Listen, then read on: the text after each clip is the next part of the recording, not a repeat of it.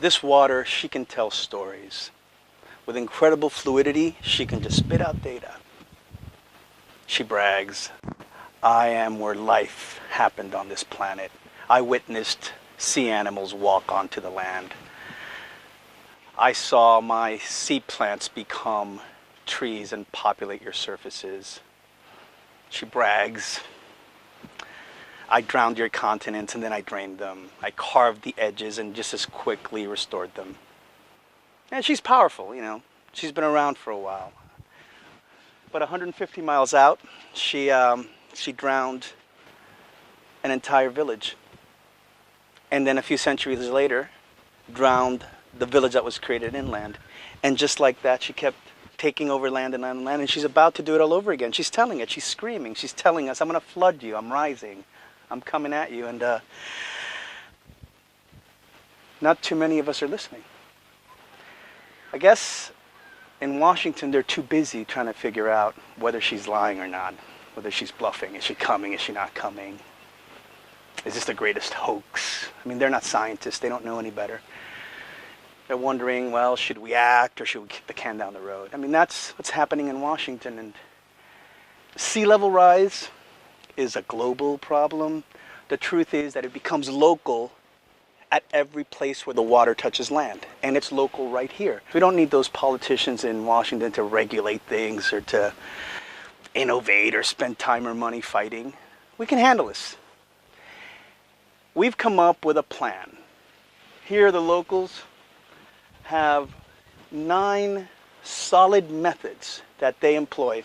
I call them the A to I of citizen local action. And it's easy to remember because A is for Antarctica, I for ice. And as you know, most of the sea level rise is happening because the Antarctic ice sheets are melting. Since the age of the Industrial Revolution, we've been polluting the air. And when you pollute the air, the planet gets warmer. The planet gets warmer, the ice melts, sea level rises. And of course, the polluters aren't a problem. We know that people are going to pollute, and that's what we do. We pollute. We're not going to change that. But we can stop the water. So we've come up with 9 strategies here locally on how to tackle this. And it's really simple. Let me go through them. It's A, B, C. You ask, you bargain, or you cry. You know, no one's ever asked the water, hey, can you please stop, or negotiated with it, or tell them how grief-stricken they are that you're about to eat up my property. D, E, F, you can deceive it, you can entertain it, or you can flatter it.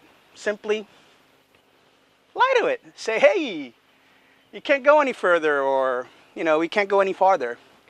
Entertain it, you know, sing it a song, serenade it, dance in front of it, you know, just distract it a little bit. Or you can flatter it. I mean, tell her how big it is. It's got big, beautiful blue eyes. You know, sort of tell her how strong she is, powerful she is. And of course, the last are, you know, GHI, which is guilt it, harass it, or ignore it. You know, tell her how many people she's killed and see if she changes her mind, or, you know, insult it, you know, harass it, fart on it, you know, just be really, really nasty to it, or just ignore it, walk away, you know, just as you're walking down the seashore, look in the other direction, just don't look at it and nothing will ever happen. So those are the 9 strategies that people use, but I find them actually to be highly ineffective. I mean, the locals here are using them, but truth is that they're really not actions, they're inactions. You're not doing anything to the water, right? You're not in it, you're not changing it. So I've come up with my own plan. That's what the seminar I'm going to be doing is about, on how to actually do actions.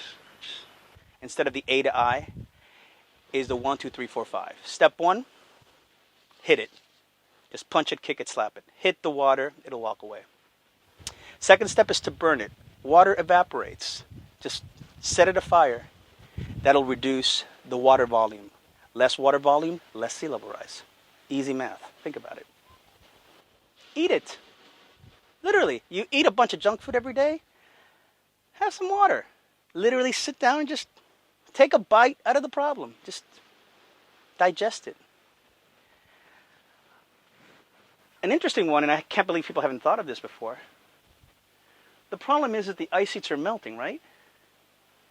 Well, freeze them back. Take the water that melted in Antarctica and freeze it. Just take the water, freeze it, you're done. And then the last one, and actually I think this is really the most effective.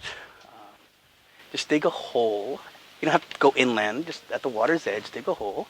Put it in the hole, bury it under the ground. It's not going to be above the ground, it's going to be under the ground, just bury the water. You do those 5 things and I promise you, by engaging in direct actions, hit, burn, eat, freeze, bury, we'll tackle this problem. The problem is that I'm also living in reality, you know. Most people aren't going to do an inaction because it's ineffective. And most people aren't going to do an action because it's work. So most people are going to engage in the last of the 15 interventions. Not the 9 inactions, not the 5 actions, but the one, what I call indirect action.